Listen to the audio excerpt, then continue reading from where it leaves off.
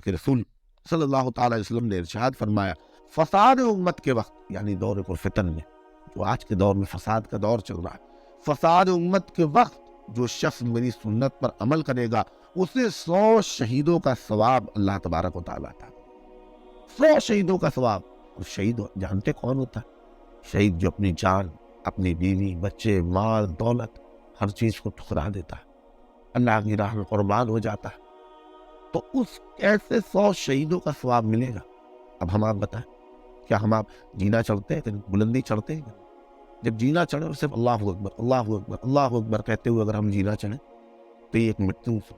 اللہ کے نبی صلی اللہ تعالی علیہ وسلم نے ارشاد فرمایا دین اسلام کے مٹنے کی ابتدا ترک سنت، یعنی کہ سنت کو جب چھوڑ دیں گے لوگ تو وہاں سے دین اسلام کیا ہونا شروع ہو جائے گا، مٹنے لگے۔ کہ صحابی سیدنا حضرت عبداللہ بن مسعود، آپ نے فرمایا کہ مسجدوں میں باجماعت نماز ادا کرنا رسول اکرم صلی اللہ علیہ وسلم کی بتائی ہوئی سنت ہے، اور آپ فرماتے ہیں کہ اگر تم لوگوں نے اپنے پیغمبر کی سنت چھوڑ دی تو گمراہ ہو جاؤ۔ اے پیارے مسلمانوں، ہم آپ ذرا غور، آج کیا ہم کھانا کھانا یا پانی پینا یا جاگنا یا سونا یا ہم زندگی میں جو بھی معاملات کرتے ہیں اگر سنت کے مطابق کریں تو الحمدللہ ہم غسل کرتے ہیں، غسل کی سنت کے مطابق ہوتا ہے، لیکن آج کل کیا ہے ہمارا طریقہ، بس جسم سے پانی پھینکا اور چلتا۔ تو نبی پاک صلی اللہ علیہ وسلم نے فرمایا جس نے میری سنت سے محبت کی اس نے مجھ سے محبت کی، اور جس نے مجھ سے محبت کی وہ جنت میں میرے ساتھ، آخرت کی کامیابی۔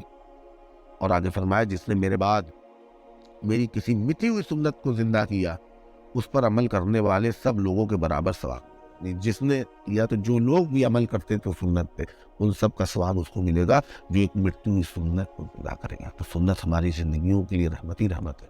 اے انسانوں، اے مسلمانوں، اللہ تبارک و تعالیٰ نے تم کو جو بنایا تو تم نہیں جانتے تھے کہ تمہیں کیسے جینا ہے۔ جیسے ایک بجلی کا تار ہوتا ہے، لائٹ ہوتی ہے، الیکٹریسٹی ہوتی ہے، تو الیکٹریسٹی کو اگر ہم ڈائریکٹ ننگے تار کو، نیکڈ وائر کو پکڑ لیں گے تو کیا ہوگا؟ کو جھٹکا لگے، ہو سکتا ہے جان بھی چلی جائے۔ تو وہی الیکٹریسٹی ہے جو ہمارے گھر میں اے سی چلاتی، پنکھا چلاتی، ہمارے لیے نعمت اور راحت بنی۔ وہی الیکٹریسٹی ہے جس کے ذریعے ہم فریج کے اندر سے ٹھنڈا پانی استعمال کرتے ہیں۔ وہی الیکٹریسٹی ہے جو ہمارے تمام تر میڈیکل اکوپمنٹس کو چلاتی ہے، لوگوں کو اسپتالوں میں راحت پہنچاتی ہے۔ وہی الیکٹریسٹی ہے جو ہمارے لیے رحمت ہے، لیکن اگر اس کا ہمیں طریقہ استعمال کرنا پتا ہو، آپ فیس پہ فیس تار کو رکھ دیں تو کیا ہوگا؟ بلاسٹ ہو جائے۔ اسی طریقے سے الیکٹریسٹی کیا ہے؟ ایک پاور ہے، ایک انرجی ہے، ایک طاقت ہے۔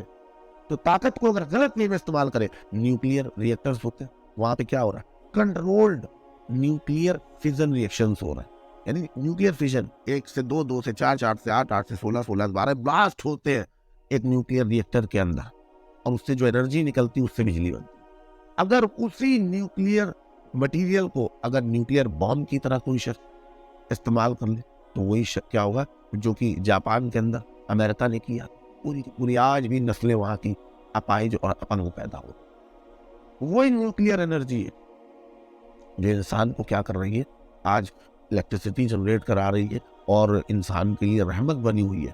اور وہی نیوکلیئر انرجی اگر غلط وے میں استعمال کیا جائے اور انکنٹرولڈ استعمال کیا جائے تو کیا ہوگا؟ لوگوں کے لیے تباہی۔ تو جو پاورفل چیز ہوتی ہے اس کو یوز کرنے کا طریقہ ہوتا ہے، اگر ہم اس کو صحیح طریقے سے یوز نہیں کریں گے تو وہ ہمارے لیے تباہی کا باعث بن جائے گی۔ تو کائنات میں اللہ نے سب سے پاورفل، سب سے طاقتور کسے بنایا؟ انسان کو بنایا، اشرف المخلوقات، اللہ کی سب سے اشرف مخلوق، سب سے افضل اعلیٰ مخلوق۔ تو اس کو بھی کیسے چلنا ہے، اس کو کیسے سونا ہے، کیسے جگنا ہے، ہر چیز کا طریقہ ہے۔ جب ہم اس چیز کو چھوڑ دیں گے تو ظاہر سی بات ہے ہماری زندگیاں بھی تباہ برباد ہو جائیں گی۔ اسی لیے اللہ نے قرآن کو بھیجا، اسی لیے اللہ نے رسولوں کو بھیجا، آدم علیہ السلام سے لے کے میرے محبوب صلی اللہ تعالیٰ علیہ وسلم تک، اس لیے بھیجا کہ یہ انسان ہے، یہ سب سے طاقتور مخلوق ہے، اس کو کیسے جگنا ہے، کیسے چلنا ہے، کیسے کھانا ہے، کیسے پینا ہے، جس سے یہ فٹ رہے گا، یہ اچھا رہے گا اور یہ پازیٹیو وے میں اچھی راہ پہ چلے۔ اس لیے اللہ نے رسولوں کو بھیجا اور قرآن کو بھیجا، اور جنہوں نے اس کو چھوڑ دیا وہ شیطان بن گئے۔ تو کہا جائے کہ چاہے الیکٹریسٹی ہو، چاہے ٹیکنالوجی ہو، کوئی بھی چیز ہو، اگر اس کو صحیح وے میں یوز کریں گے تو یہ آپ کے لیے رحمت ہے، اور اگر اس کا استعمال آپ کو نہیں آتا تو آپ کے لیے تباہی ہے۔ تو یہ انسان کا جو مجسمہ تھا یہ سب سے پاورفل مخلوق تھی، تو اللہ کے رسول نے جو طریقے ہمیں بتلائے وہ اسی لیے بتلائے کہ ہم صحیح رے میں، ہم کامیابی کے ساتھ اپنی زندگی گزاریں اور ہم کامیاب ہو جائیں، اور آخرت میں بھی ہم کیا ہو؟ کامیاب ہو جائیں۔